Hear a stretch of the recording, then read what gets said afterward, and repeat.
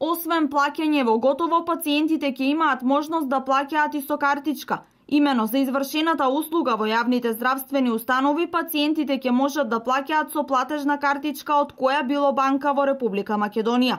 Ова денес го истакна министерот за здравство Никола Тодоров на презентацијата на мерките. Воведување на посттерминали за плаќање. Посттерминалите за наплата на партиципација за извршена услуга со платежна картичка од било која банка во Република Македонија, со што граѓаните ќе имаат можност покрај во готова да плаќаат и со картичка.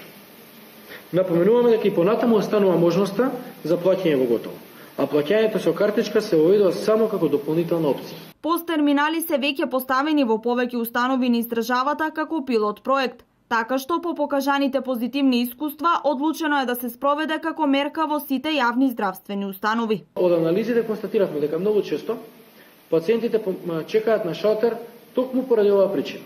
Немање на ситни пари, броење на пари од страна на шалтерските работници и така натаму, додека плаќањето преку посттерминал, односно со картичка, е многу побрзо, нема можност сериозно се намалува можноста за грешка и нема губење на сериозно време од аспект на немање на доволно ситни пари или некои други слични проблеми.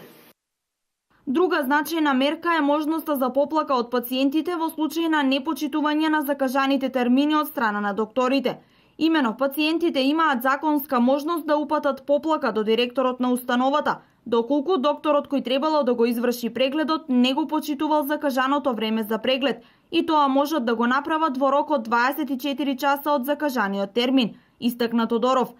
Министерството за здравство ги задолжи јавните здравствени установи да отпечатат образци, односно известувања, и тие да ги постават во влезниот дел на здравствената установа, на лесно видливо и пристапно место, а установите се задолжени повратно да го информираат Министерството за здравство за статусот на пристигнати поплаки на секои 10 дена. Инаку, здравствениот работник е должен да го почитува терминот закажан преку електронската листа на закажани прегледи и интервенции и има право да го одложи почетокот на закажаниот преглед најмногу за 15 минути од терминот закажан преку електронската листа.